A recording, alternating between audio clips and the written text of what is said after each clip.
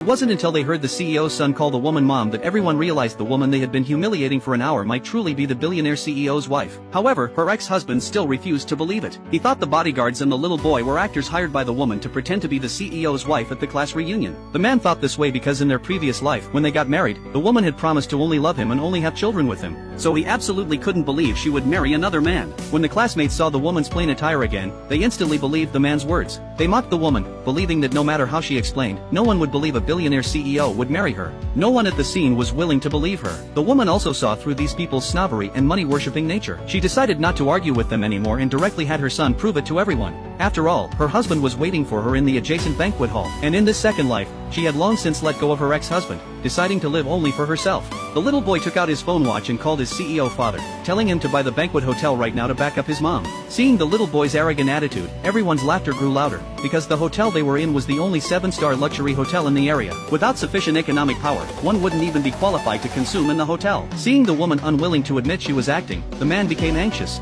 Although they had been apart for 7 years, he was unwilling to believe the woman no longer loved him, let alone believe she would have a 5-year-old son with another man. The man deliberately warned the woman loudly that the CEO was in the most luxurious banquet hall next door, and if the CEO found out she was impersonating his wife, she would pay a terrible price. But the woman was very calm. She didn't care about the man's warning. It turned out that 7 years ago, after being reborn, the woman chose to continue studying the medical field she loved, becoming the most well-known surgeon in the country. The CEO's mother happened to be one of her patients. The woman's passionate and responsible attitude towards work attracted the CEO's attention. As they communicated more and more frequently about his mother's condition, the CEO eventually professed his deep love to her. In the end, the woman chose to enter the Hall of Love with him. It was just that due to her special identity as a doctor, she was unwilling to publicly disclose her identity, so almost no one knew she was the mysterious CEO's wife. Just then, the hotel manager suddenly burst in. Just as they thought the woman's true identity was about to be exposed, the manager brought the hotel transfer contract to the little boy, announcing that from now on, the boy was the hotel's new chairman. Everyone was instantly shocked. Just as everyone was about to recognize the woman as the CEO's wife, the man suddenly spoke up, stating that the woman was just the little boy's personal nanny and couldn't possibly be the real CEO's wife, because he had solid evidence.